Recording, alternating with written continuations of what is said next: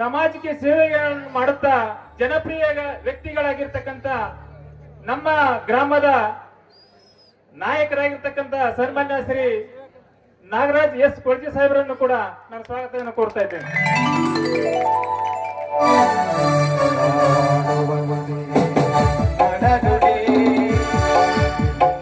ಅದ್ಭುತವಾದ ಸೇವೆಯನ್ನು ಸಲ್ಲಿಸಿ ಹಾಗೂ ಇವತ್ತು ಸಮಾಜ ಸೇವೆಯನ್ನು ಮಾಡುತ್ತಾ ಭಾರತೀಯ ಜನತಾ ಪಕ್ಷದ ಯುವ ನಾಯಕರಾಗಿರ್ತಕ್ಕಂಥ ನಮ್ಮ ಆತ್ಮೀಯರಾಗಿರ್ತಕ್ಕಂಥ ಸನ್ಮಾನ್ಯ ಶ್ರೀ ಶರಣಪ್ಪ ಗುಂಗಾಡಿ ಸಾಹೇಬರನ್ನು ಕೂಡ ಸ್ವಾಗತಿಸುತ್ತೇವೆ.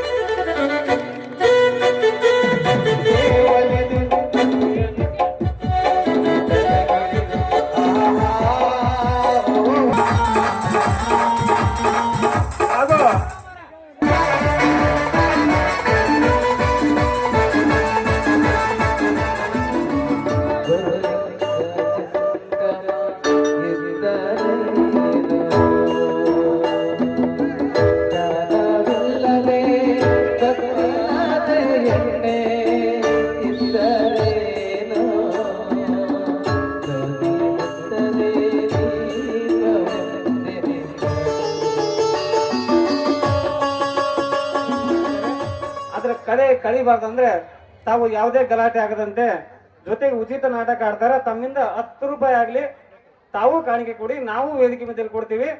ಅದರ ಜೊತೆಗೆ ನಮ್ಮ ಗ್ರಾಮ ದೇವರು ತಾವೇನು ಸ್ವಂತ ರೊಕ್ಕ ಆಗಿ ನಾಟಕ ಮಾಡಿದ್ದಾರೆ, ಅವರ ಹೆಗಲ ಮೇಲೆ ಇರ್ತಕ್ಕಂಥ ಭಾರವನ್ನು ಸ್ವಲ್ಪ ಮಟ್ಟಿಗೆ ಇಳಿಸೋಣ ಅಂತ ಹೇಳ್ತಾ ನನ್ನನ್ನು ಕರೆಸಿ ಮಾತನಾಡೋ ಅವಕಾಶ ಮಾಡಿ ಕೊಟ್ಟಂತ ತಮ್ಮೆಲ್ಲ ಉಳಿಸಿ ಮಾತು ಮುಗಿಸ್ತೀನಿ. ಧನ್ಯವಾದಗಳು.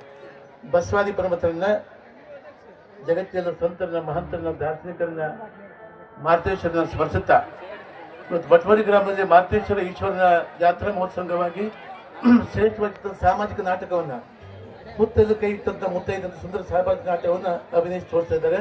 ಈ ವೇದಿಕೆ ಆಚರಣೆ ಎಲ್ಲ ಮಹಾಜನಗಳೇ, ಪ್ರೇಕ್ಷಕ ಮಹಾಶಯರೇ, ಈ ಸಮಯ ಬಹಳ ಆಗಿದೆ, ಹೇಳೋದಕ್ಕೂ ಕೇಳೋದಕ್ಕೂ ಸಮಯವಿಲ್ಲ.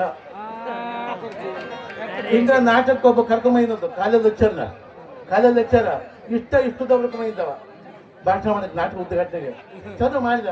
ಅರ್ಧ ತಾಸು ಆಯ್ತು, 1 ತಾಸು ಆಯ್ತು, 1-2-3 ತಾಸು ನಾಟಕ ನೋಡಿದ. ಅವಾಗಿನ ನಮಗೆ ಗೌಡ್ ಅಂತ ಅವನ ಹೇಳ್ತಾ ಮಾಡ್ತಿದ್ದೀವಿ. ಗೌಡ್ ಅಂತವ ಅಲ್ಲಿ ಬಂಡೆ ಕುಂತ್ಕೊಂಡಿದ್ದಾವ, ಒಂದು ಬಂಡೆ ಊಟದ ಮುಳ್ಕೊಂಡ್ ಬಂದವ.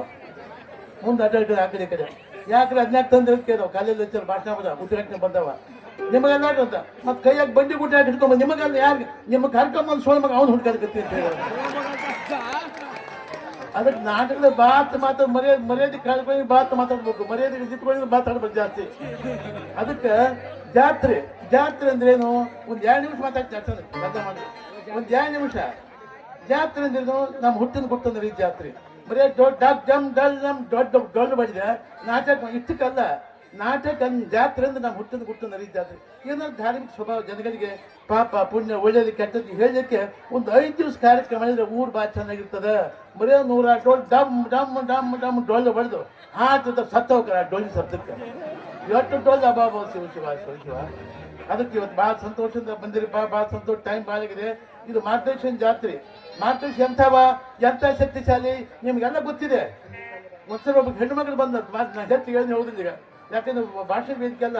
ಒಬ್ಬ ಹೆಣ್ಮಗಳು ಮಾರ್ಗದರ್ಶನ ಗುಡಿ ಬಂದಂತ. ಆಕೆ ಮದುವೆಯಾಗಿ 20 ವರ್ಷ ಆಗಿತ್ತು, ಮಕ್ಕಳಾಗಿದ್ದಿಲ್ಲ ಆಕೆಗೆ.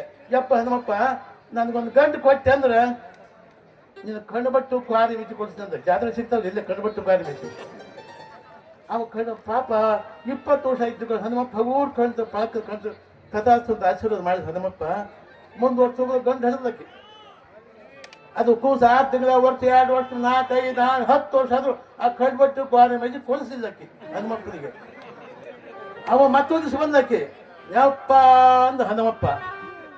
ಈಕಿ ಮಾರಿ ನೋಡ್ಬಾರ್ದು ಇತ್ತ ಹೊಲಿ ಬಿಟ್ಟಿರ್ತಾಗ ಹನುಮಪ್ಪ ಸಟ್ ಐತಿಲ್ಲ ಈ ನಾಟಕ ನಿಮ್ಗೈತಿ ಸಟ್ ಐತಿ ಇತ್ತ ಹೊಲಿ ಬಿಟ್ಟ ಈಕೆ ಮಾರಿ ನೋಡ್ಬಾರ್ದು ಅಂತ ಹೇಳಿ ಸಿಟ್ಟು ಬಿತ್ತದ ಊರು ಹೇಳೋದಕ್ಕೆಲ್ಲ.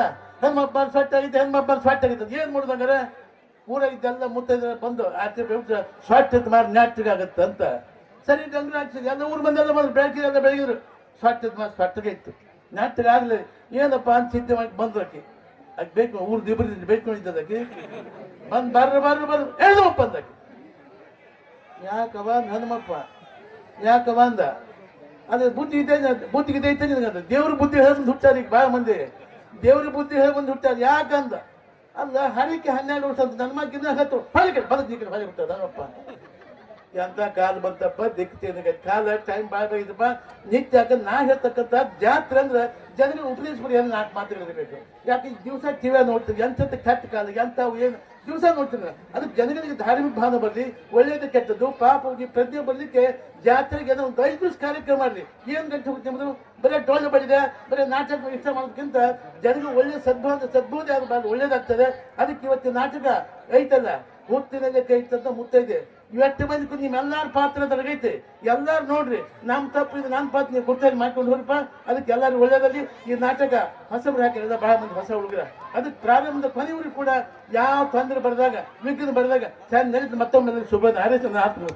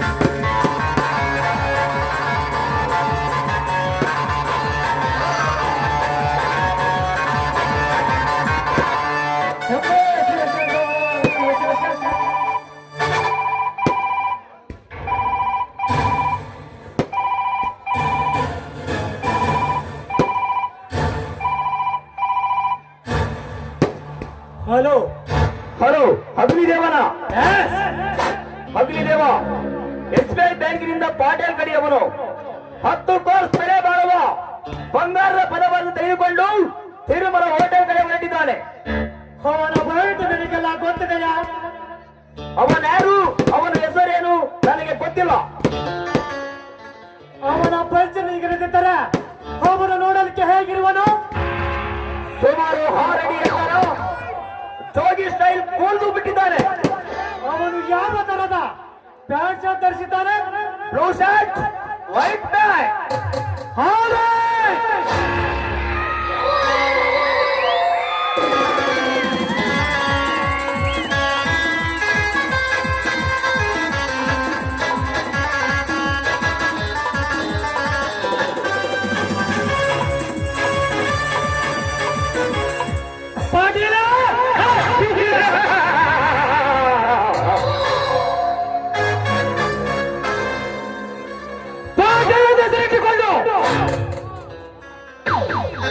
ಈ ಪೃಥ್ವಿಯಲ್ಲಿ ನಾನೇ ರಾಜಾವಲಿ ಎಂದು ಬಡ ಬಡ ರಕ್ತವನ್ನು ನೀರಿನಂತೆ ಕುಡಿತು, ಕಾಲಿನ ಕೋಟೆಯಲ್ಲಿ ಕುಳಿತು ನೀನಾಡುತ್ತೋ ಈ ಕಣ್ಣ ಮುಚ್ಚಲ ಆಟವಲ್ಲೇ ನಾನೊಬ್ಬ ಕಾಡಿನ ವೀರನಾಗಿ ಬಂದು ನಿನ್ನ ಶ್ರೀಮಂತಿಕೆಯನ್ನು ಸೊಟ್ಟ ಬೋಳಿ ಮಾಡಿ ನಿನ್ನ ಹೆಣ ಕರೆಂಟ್ ಕಾಗದನ ಮಾಡಲಿದ್ದರೆ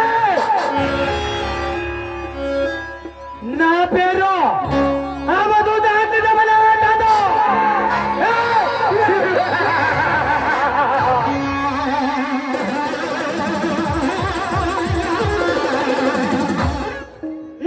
ಅಗ್ನಿದೇವ ಬಡವರ ಪಾಲಿಗೆ ಮನ ಬೆಳಗುವ ಮಗ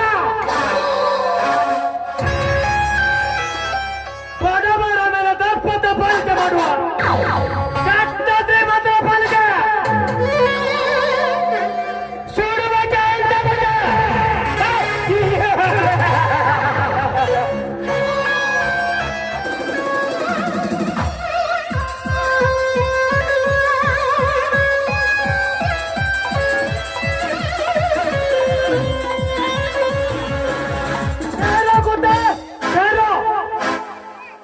ನನ್ನನ್ನು ತಡೆದಿಲ್ಲ ಸೋನು. ಯಾರು ನೀನು? ದೇವ ಯಾವ ದೇವ? ಮಹಾನುಭಾವರನ್ನು ಕಾಪಾಡುವನು ಮಹಾದೇವ. ನಿಮ್ಮಂತ ಕಚಡ ನನ್ನ ಮಕ್ಕಳನ್ನು ಸುಟ್ಟು ಮೂಲಿ ಮಾಡಲು ಬಂದಿರುವ ಇವನು ಹೋಗ್ತಿದೇವ. ಅಗ್ನಿದೇವ ನನ್ನನ್ನು ನಿಲ್ಲಿಸಿದ ಕಾರಣ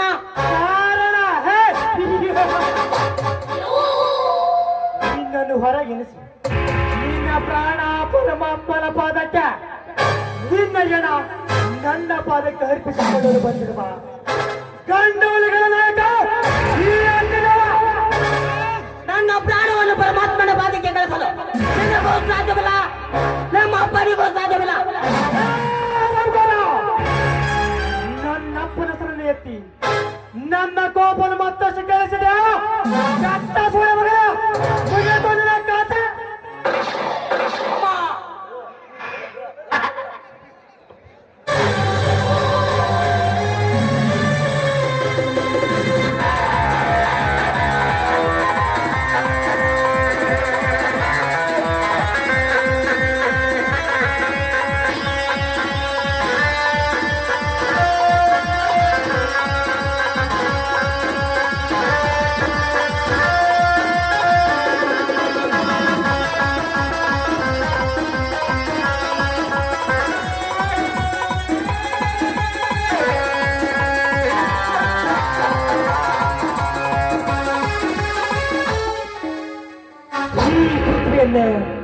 ಹಲ್ಲೋಲ ಕಲ್ಲೋಲ ಮಾಡಬಲ್ಲ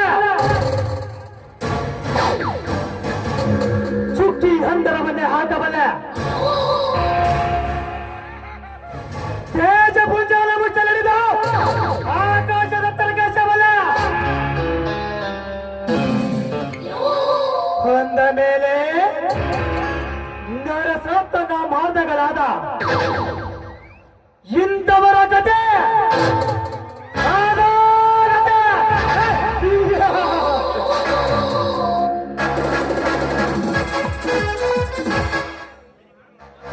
ಈ ಅಗ್ನಿದೇವನಿಗೆ ಶರಣೆಂದರೆ ಸಾವಿಲ್ಲ. ಶರಣಾಗದೆ ನನ್ನ ಕಣ್ ತಪ್ಪಿಸಿ ಬದುಕಲು ಪ್ರಯತ್ನ ಪಟ್ಟು ಹಸಿದ ಹುಲಿಯಂತೆ ನನ್ನ ಮನೆಗೆ ಬೆಂಕಿ ಹಚ್ಚಿ ನನ್ನ ಮಾತಾಪಿದರ ಸುತ್ತುಕೊಂಡು ಸತ್ತ ನೆನಪು ಬಂದರೆ ಸೇರಿದ್ದ ಜೀವನದ ತಿಲ್ಲುವಂತ ಪುಣ್ಯವಂತ ಈ ಅಗ್ನಿದೇವನ ಎದುರಕ್ಕಿಕೊಳ್ಳುವುದು ಒಂದೇ, ಬೆಂಕಿಯಲ್ಲಿ ಸುಟ್ಟುಕೊಂಡು ಸತ್ತೋಗುವುದು ಒಂದೇ. That is ಹಾವಾದೂತ Agnideva. That is ಹಾವಾದೂತ Agnideva.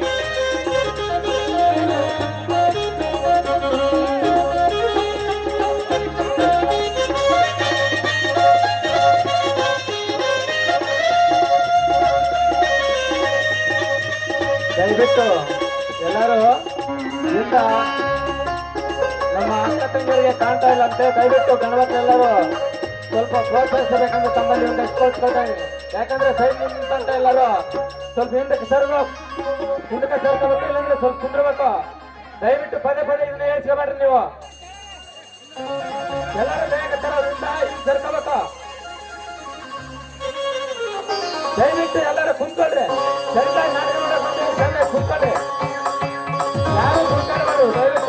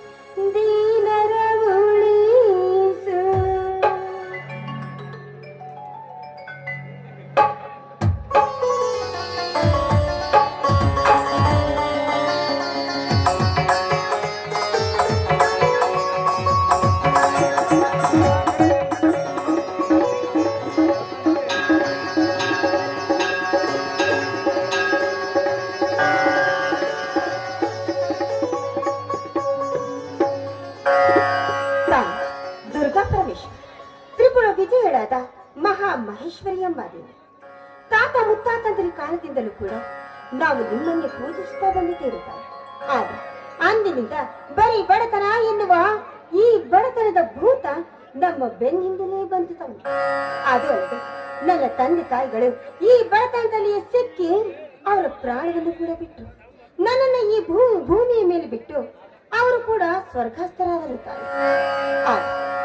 ತಂದೆ ತಾಯಿ ಬಂಧು ಬಳಗ ಯಾರು ಇರದೇ ಇದ್ರು ಕೂಡ ಅನಾಥರಾದ ನನ್ನ ಕೈ ಹಿಡಿದು ಈ ಮನೆಯನ್ನ ತುಂಬಿಸಿಕೊಂಡರು ಈ ಊರಿನ ಹಿರಿ ರೈತರಾದ ಸತ್ಯವಂತರು. ಅವರೇ ನನ್ನ ಕಣ್ಣು.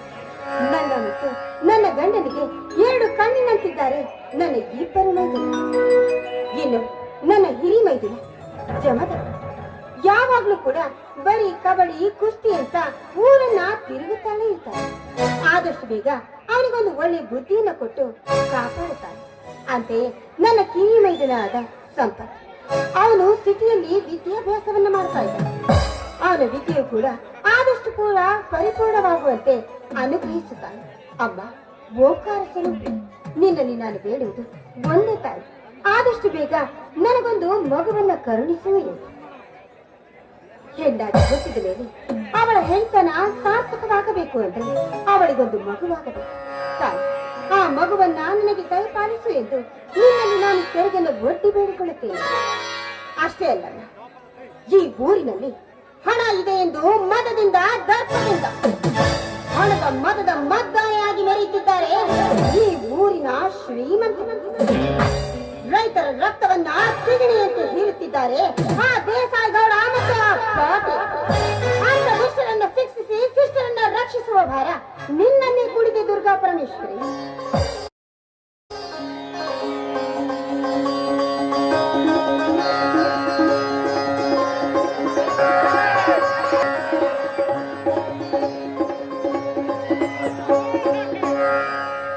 ಸತಿ ಶಬರಿ, ಮಾರುತೇಶ್ವರ ಹಾಗೂ ದುರ್ಗಾದೇವಿಯ ಪೂಜೆ ಮುಗಿತೆ.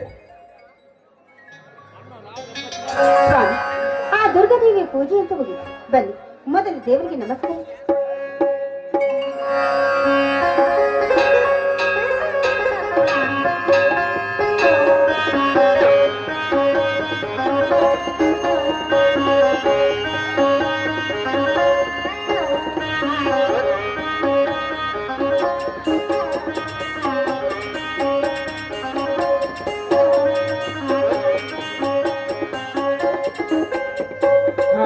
ಆಯ್ತು ಶಬರಿ. ಶ್ರೀ ಮಾರುತೇಶ್ವರ ಜಾತ್ರೆ ನಿಮಿತ್ತವಾಗಿ ಜೋಡೆತ್ತಿನ ಚಕಡಿ ರೇಸಿಗೆಂದ ಹೋದ ನನ್ನ ತಮ್ಮ ಜಮದಗ್ನಿ ಇನ್ನೂ ಬಂದಿಲ್ಲವೇ? ಅವನು ಇನ್ನೂ ಬಂದಿಲ್ಲ. ಚಕ್ಕಡಿ ರೇಸನ್ನು ಮುಗಿಸಿ ಹಾಗೆ ಕುಸ್ತಿಯಲ್ಲೂ ಕೂಡ ಅವನು ಭಾಗವಹಿಸಿರಬೇಕು. ಅದಕ್ಕಾಗಿ ಇಷ್ಟೊಂದು ತಡವಾಗಿರಬೇಕು ನನ್ನ ಮುದ್ದಿನ ಮೈದುನ ಜಮದಗ್ನಿ. ಶಬರಿ, ನನ್ನ ತಮ್ಮ ಜಮದಗ್ನಿಗೆ ಜೋಡೆತ್ತಿನ ಚಕಡಿ ರೇಸು, ಕಬಡ್ಡಿ, ಕುಸ್ತಿ, ಕುಣಿತವೆಂದರೆ ಅವನಿಗೂ ಚಿಕ್ಕವನಿಂದಲೂ ಬಹಳ ಇಷ್ಟ. ಅವರ ಇಷ್ಟದಂತೆ ನಡೆಯೋದು ಹಿರಿಯರಾದ ನಮ್ಮ ಧರ್ಮ. ಹೌದು ಸ್ವಾಮಿ, ಆದ್ರೆ ಈಗ ಅವನು ಮದುವೆಯ ವಯಸ್ಸಿಗೆ ಬಂದಿದ್ದಾನೆ.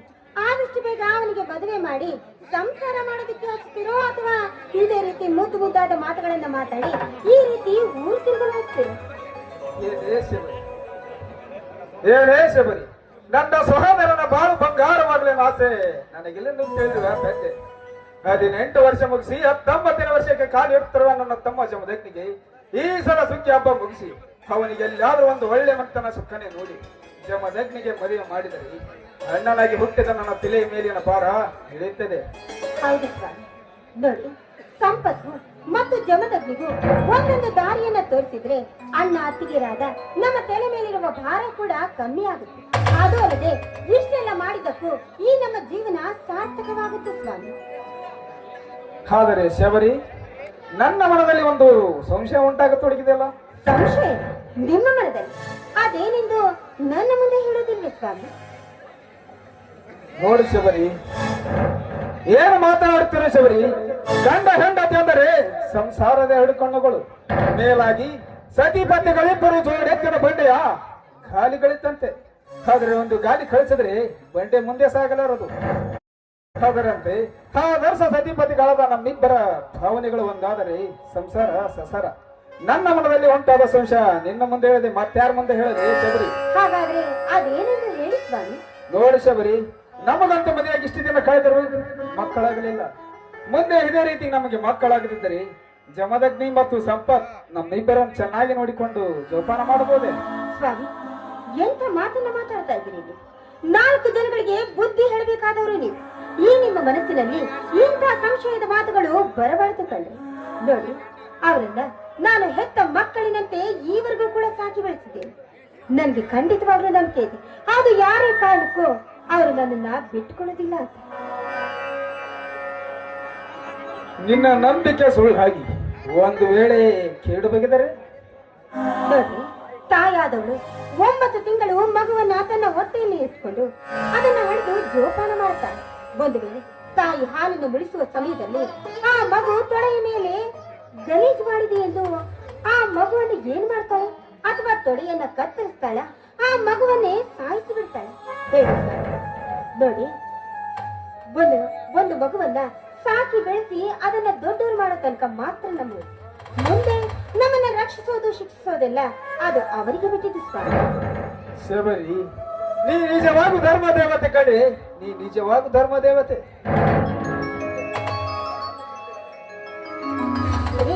ಆಗ ಹಾಗೆ ಮೈದಾನರು ಬರುವ ಹೊತ್ತಾಯ್ತು. ಇನ್ನು ಅಡಿಗೆ ಸಿದ್ಧತೆಯನ್ನು ಮಾಡಿದ್ದೇನೆ, ಬನ್ನಿ ಊಟಕ್ಕೆ ರೆಡಿ ಮಾಡ್ತೇನೆ. ಶಬರಿ, ಬಾಯಿಲಿ ಊಟ ಮಾಡೋದಕ್ಕಿಂತ ಮುಂಚೆ ನನಗೆ ಏನಾದರೂ ಒಂದು ಸಿಹಿ ಚುಮ್ಮಣದ ರಸದ ಊಟ ನನ್ನ ಚೆನ್ನ. ಇದೇನಿದು? ಅದು ಈ ಹೊತ್ತಲ್ಲಿ ಈ ನಿಮ್ಮ ಹುಡುಗಾಟವೇನು? ಹುಡುಗಾಟವಲ್ಲ ಶಬರಿ, ಸತಿಪತಿಗಳಾದ ನಮ್ಮಿಬ್ಬರ ಪ್ರೇಮ ಸಲ್ಲಾಪದ ಒಳನಾಡಿನ ಪಡಿನಾಟಕಲ್ಲಿ ನಾಚಿಕೆ ಪಡೆಯಲು ನಾವೇನು ಹೊಸದಾಗಿ ಮದುವೆ ಆದ ಮಕ್ಕಳಲ್ಲ ಶಬರಿ. ಹೊರಡಲಿ ನಿನ್ನ ಮಧುರ ಕಂಠಿನ ಒಂದು ಸಮುದ್ರ ಗೀತೆ.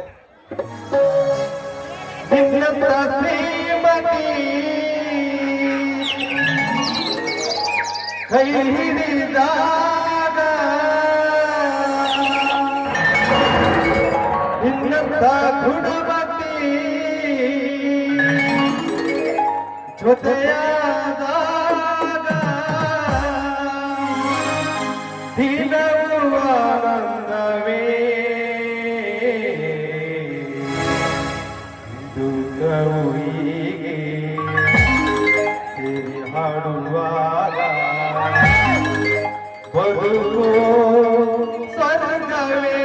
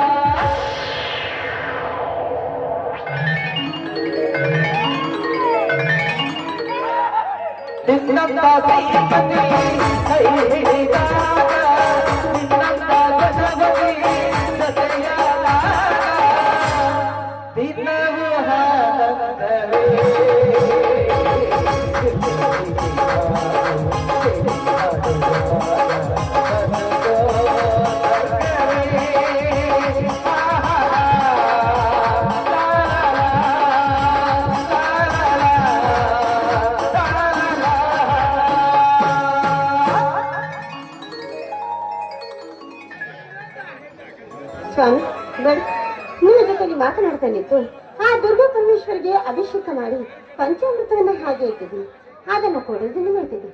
ಬನ್ನಿ ಕೊಡ್ತೀನಿ.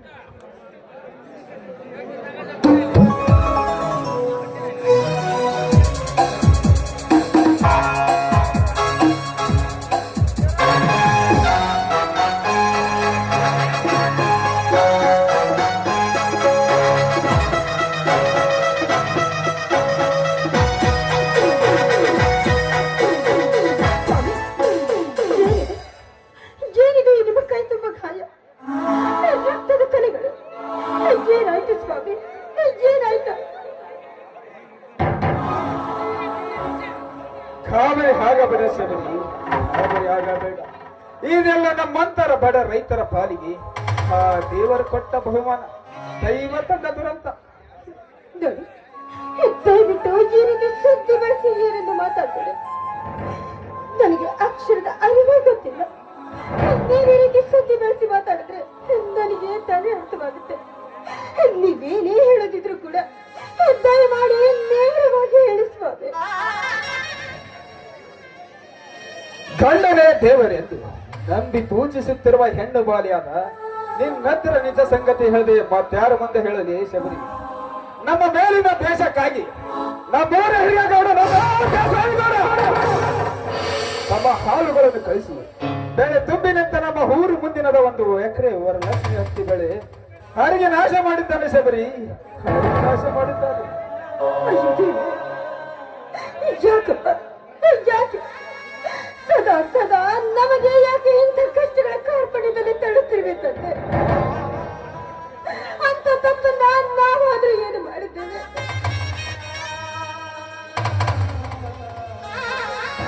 ಸುರಿಸದಿರು ಶಬರಿ ನಿನ್ನ ಕಣ್ಣೀರಿನ ಸಾಗರವನ್ನು. ನಮ್ಮಂತ ಬಡ ರೈತರ ಕಣ್ಣೀರಿಗೆ ಕರಗಿ ಸಣ್ಣಾಗಲರು ಮಹಾದೇವರು ಶ್ರೀಮಂತರ ಸಾಗರಕ್ಕೆ ಸಾಗಿ ಶರಣರುತ್ತಾನೆ. ಆ ದೇಸಾಯಿ ಗೌಡ ಮಾಡಿರುವ ಈ ಅನ್ಯಾಯಕ್ಕೆ ಆ ದೇವರನ್ನ ನಿಂದಿಸಿ ಮಾತನಾಡಿದ್ರೆ ತಾವು ಏನು ಪ್ರಯೋಜನ? ಆ ದೇವರನ್ನ ಆ ರೀತಿ ನಿಂದಿಸಿ ಮಾತನಾಡಬೇಡಿ ಸ್ವಾಮಿ. ಹೇಗೆ ಸಮಾಧಾನ ತೆಗೆದುಕೊಳ್ಳಲಿ ಶಬರಿ, ಹೇಗೆ ಸಮಾಧಾನ ತೆಗೆದುಕೊಳ್ಳಲಿ? ಈ ಸಲ ಬರುವ ಲಕ್ಷ್ಮಿ ಬೆಳೆಯಲ್ಲಿ ನನ್ನ ತಮ್ಮ ಜಮದಗ್ನಿಗೆ ಮದುವೆ ಮಾಡಿ ಇನ್ನೊಬ್ಬ ತಮ್ಮನಾದ ಸಂಪತ್ ನಾನು ಹೋದ ಮುಗಿದ ಮೇಲೆ ಅವನಿಗೆ ಯಾವುದಾದ್ರೂ ಒಂದು ಒಳ್ಳೆ ನೌಕರಿಗೆ ಹಚ್ಚಬೇಕೆಂದು ಅಪಾರ ನಂಬಿಕೆ ನೆಟ್ಟು ಈ ಬಡ ರೈತ ಸತ್ಯವಂತನ ಕನಸು ನುಚ್ಚು ನೂರಾಯ್ತು ಶಿವರಿ, ನುಚ್ಚು ನೂರಾಯ್ತು. ಹಾಗೆ ಒಳ್ಳೆಗೆ ಖಂಡಿತವಾಗ್ಲೂ ಒಳ್ಳೇದಾಗಿ ಆಗುತ್ತೆ. ನೋಡಿ, ಈ ಸಲ ಬೆಳೆ ಕೈ ಕೊಟ್ರೆ ಇದಾಯ್ತು. ಮುಂದಿನ ಸಲ ಬರುವ ಬೆಳೆಯಲ್ಲಿ ಈ ಎಲ್ಲ ಕಾರ್ಯವನ್ನು ನಾವು ಮಾಡಬೇಕು. ನೋಡಿ, ಮೈದನರು ಬರುವಂತ ಸಮಯವಾಯ್ತು. ಬನ್ನಿ, ಮೊದಲು ಅಡುಗೆ ಸಿದ್ಧತೆ ಮಾಡ್ತೇನೆ. ಬನ್ನಿ, ಊಟ ಮಾಡಿ. ಸತಿ ಸೇವರಿ, ನನ್ನದೊಂದು ಮಾತು ನಡೆಸ್ಕೊಡಿದ್ಯಾ? 10 ಮಾತನ್ನು ಕೇಳಿ, ಖಂಡಿತವಾಗೂ ಎಲ್ಲ ಮಾತನ್ನು ನಾನು ನಡೆಸ್ಕೊಡ್ತೇನೆ. ನಮ್ಮ ಹೊಲದ ವರಲಕ್ಷ್ಮಿ ಹತ್ತಿ ಬೆಳೆ ಹರಿಕಿದ ಘಟನೆ ನನ್ನ ಕೈ ಸುಟ್ಟ ವಿಷ ಆ ಗಂಡು ಬೆಲೆಗಾಳದ ನನ್ನ ತಮ್ಮಂದ್ರ ಬಂದೆ ತಿಳಿಸೋದು ಬೇಡ. ಸಮಯ ಹೊರಗೆ ಬಂದಾಗ ತಿಳಿಸಿದ್ರಾಯ್ತು. ಆಯ್ತು ಸ್ವಾಮಿ, ಈ ಮಾತನ್ನು ನನ್ನ ಜೀವನಾವಧಿಯವರೆಗೂ ಖಂಡಿತವಾಗ್ಲೂ ಯಾರಿಗೂ ಕೂಡ ತಿಳಿಸೋದಿಲ್ಲ ಸ್ವಾಮಿ.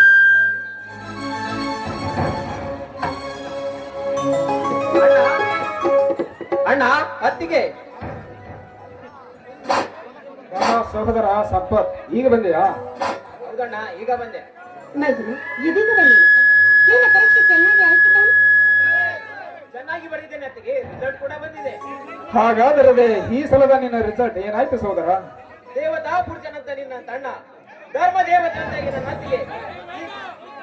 ನಿಮ್ಮಿಬ್ಬರ ಶ್ರಮದಿಂದ ಇಂದಿನ ರಿಸಲ್ಟ್ ನಂತೆ ಈ ಸಲವು ಧಾರವಾಡ ಯೂನಿವರ್ಸಿಟಿ ಕಾಲೇಜಿಗೆ ಪ್ರಥಮ ಸ್ಥಾನ ಪಡೆದು TCS ಮುಗಿಸಿ ಶಿಕ್ಷಕನಾಗುವ ಎಲ್ಲಾ ರಥ ಪಡೆದು ಶಿವ ಪಾರ್ವತಿ ಅಂತಿರುವ ನಿಮ್ಮಿಬ್ಬರ ಮುಂದೆ ಬಂದು ನಿಂತಿರುವೆ. ಆಶೀರ್ವದಿಸೋಣ. ಎದ್ದೇಳು ಸಹೋದರ, ಎದ್ದೇಳು. ಬಡ ಕುಟುಂಬದಲ್ಲಿ ಜನಿಸಿದ ಕುಬೇರ ನೀನಾದರೂ ಕುಬೇರನಾಗುವ ಕಾಲ ಬಂದಾಯ್ತು.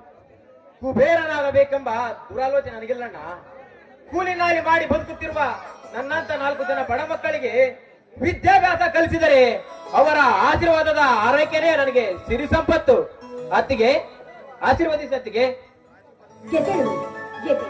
ಈ ನಿನ್ನ ಎಲ್ಲ ಆಸೆಗಳು ಕೂಡ ನೆರವೇರಲಿ ಎಂದು ಆ ತಾಯಿ ದುರ್ಗಾ ಪರಮೇಶ್ವರಿಯಲ್ಲಿ ನಾನು ಬೇಡ್ಕೊಳ್ತೇನೆ. ಇರಲಿ ಅತ್ತಿಗೆ. ಹಿಂದೇಕೋ ಅಣ್ಣನ ಮುಖ ಕಂದು ಕಪ್ಪಾಗಿದೆ ಅಲ್ಲ, ಯಾಕಣ್ಣ ಮೈಯಲ್ಲಿ ಹುಷಾರಿಲ್ಲವೇ? ಹುಷಾರಾಗಿದ್ದೇನೆ ಸಹೋದರ, ಹುಷಾರಾಗಿದ್ದೇನೆ ಸಹೋದರ. ಬಿಸಿಲಿನಲ್ಲಿ ಕೆಲಸ ಮಾಡಿ ಹೊಲದಿಂದ ಹೀಗೆ ಬಂದಿರು, ಅದಕ್ಕೆ ಮುಖ ಸ್ವಲ್ಪ ಸಪ್ಪಾಗಿದೆ ಅಷ್ಟೇ ಅಪ್ಪ. ಈಗೋ ಹಾಗಾದರೆ ಸೇಡಿಗಾಗಿ ಸಿಡಿದ ಶಿವನಾಗ ದಿಲ್ಲಿ ಹೊತ್ತ ಪುಂಡವಲಿ ಸಿಂಹದ ಸಿಡಿಲು ಬರಿ ಈ ನಾಟಕದ ನಾಯಕ ನನ್ನ ಜಮದಗ್ನಿಯಲ್ಲಿ ಅಗ್ನಿ, ಓ ಜಮದಗ್ನಿ. ಹೋಗಿದವರ ಕೂಗಿದರು, ಕಂಡವರ ಕಣ್ಣಲ್ಲಿ ಎಂಬಂತೆ ಈಗ ನನ್ನ ಮುದ್ದಿನ ವೈರಿನ ಜಮದಗ್ನಿ ಬಂದೆ.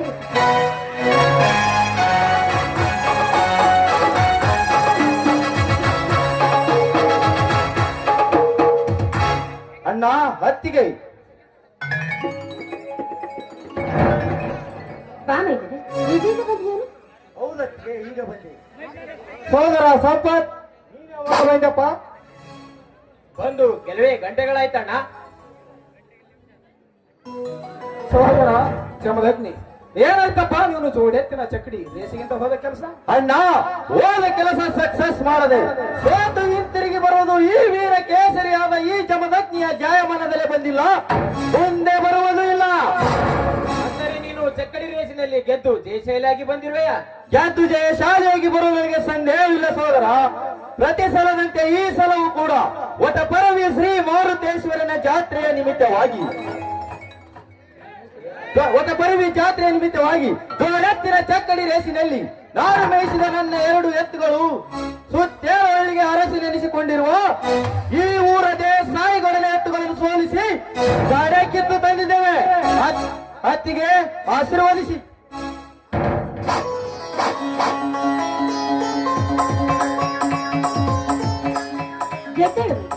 ಆ ದೇವರು ನಿನಗೆ ಮತ್ತಷ್ಟು ಶಕ್ತಿ ಯುಕ್ತಿಯನ್ನು ಕೊಡ್ಲಿ ಎಂದು ಆ ತಂದೆ ಮಾರುತೇಶ್ವರನಲ್ಲಿ ನಾನು ಸದಾ ಬೇಡಿಕೊಳ್ತೇನೆ. ಅತ್ತಿಗೆ, ಆ ನಿನ್ನ ಆಶಾ ಗೋಪುರದ ಕನಸನ್ನು ನನಸನ್ನಾಗಿ ಮಾಡ್ತೇನೆ. ಅದಕ್ಕೆ ಯಾವನಾದರೂ ಅಡ್ಡ ಬಂದರೆ ಅವನನ್ನು ಕಂಡಲ್ಲಿ ಅಡ್ಡಾಡೆಗೆ ಕಡಿದು ಕೈಲಾಸಕ್ಕೆ ಸೇರಿಸುತ್ತಾನೆ ಈ ನಿನ್ನ ಮೈದುನ ಜಮದಗ್ನಿ.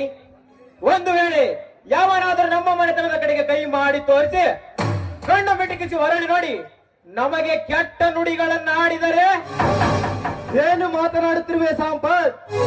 ಅವರಕ್ಕೆ ಸಿದ್ಧರಾಗಿ ನಿಂತಿರುವ ಈ ನಿನ್ನ ಜಮದಗ್ನಿಗೆ ಪ್ರಾಣದ ಭಯವಿಲ್ಲ. ಒಂದು ವೇಳೆ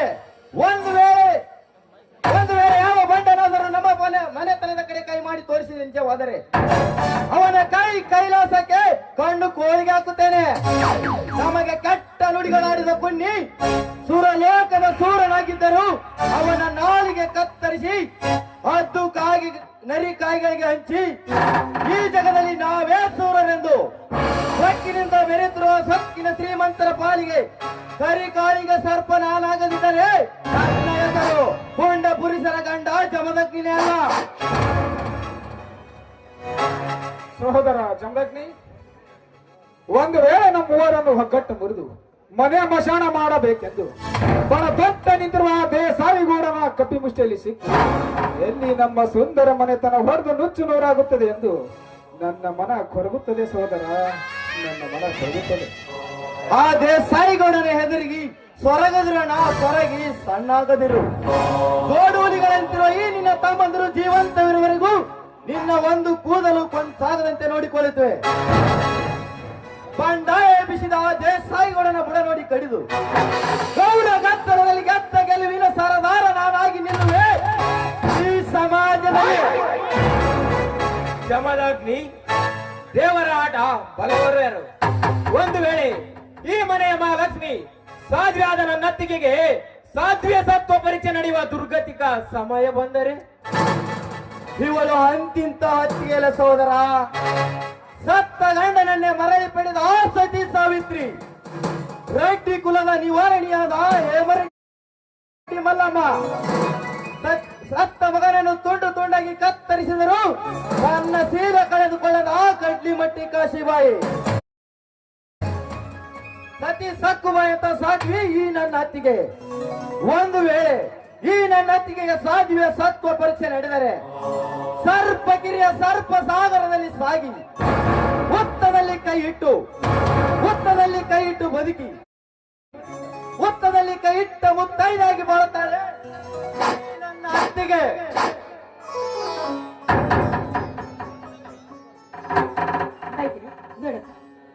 ಈಗ ನೀವು ತುಂಬಾನೇ ದಣದು ಬಂದಿದ್ದೀರಿ. ಬನ್ನಿ ಮೊದಲು ಎಲ್ಲರೂ ಸೇರಿ ಜೊತೆಲಿ ಕೂತು ಊಟ ಮಾಡೋಣ. ಅತ್ತಿಗೆ, ಅಣ್ಣ ತಮ್ಮಂದಿರು ಒಟ್ಟಿಗೆ ಸಂತೋಷದ ಸಮಯದಲ್ಲಿ ರೇಸಿನಲ್ಲಿ ಗೆದ್ದು ಬಂದ ಬಹುಮಾನವನ್ನು ಅಣ್ಣನಿಗೆ ಕೊಡೋದನ್ನು ಮಟ್ಟೆ ತೆಗೆದುಕೋಣ. ಈ ಸಲದ ಬಹುಮಾನ ಒಂದು ಬೇಳೆ ಕಪ್ಪು 10,000 ರೂಪಾಯಿ.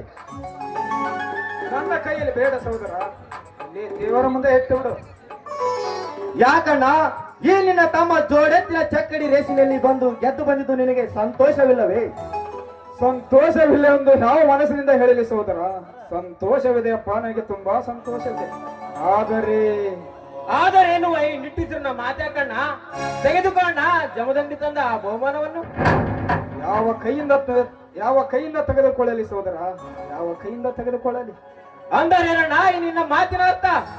ಸಂಪತ್, ಇಂದು ಹೊಲದಲ್ಲಿ ಆಹಾ ದೇಸಾಯಿಗೌಡ ಹೇಳು, ಎಂದು ಹೊಲದಲ್ಲಿ ಆ ದೇಸಾಯಿಗೌಡ ನಿನ್ನ ರುಂಡ ಕಡಿಯುತ್ತೇನೆಂದು ಬಗಳಿದ್ದಾನೆ, ಇಲ್ಲ ಸಿರ ಹರಿದು ರಕ್ತ ಕುಡಿಯುತ್ತೇನೆಂದು ಬಗಳಿದ್ದಾನೆ. ಹೇಳು, ಏನಾಯ್ತು? ಮೌನವಾಗಿ ನಿಲ್ಲಬೇಡಣ ಈ ವಿಷಯದಲ್ಲಿ. ಅತ್ತಿಗೆ, ನೀವಾದರೂ ಹೇಳಿ ನಿಜ ಸಂಗತಿಯನ್ನು. ಅದು ನುಡಿಯದಿರು ಶಬರಿ, ನನ್ನ ತಮ್ಮಂದಿರ ಮುಂದೆ ನಿಜ ಸಂಗತಿಯನ್ನು. ಅತ್ತಿಗೆ, ನೀವೀಗ ನಿಜ ಸಂಗತಿ ಹೇಳದಿದ್ದರೆ ನೀವು ದಿನಾಲು ಪೂಜೆ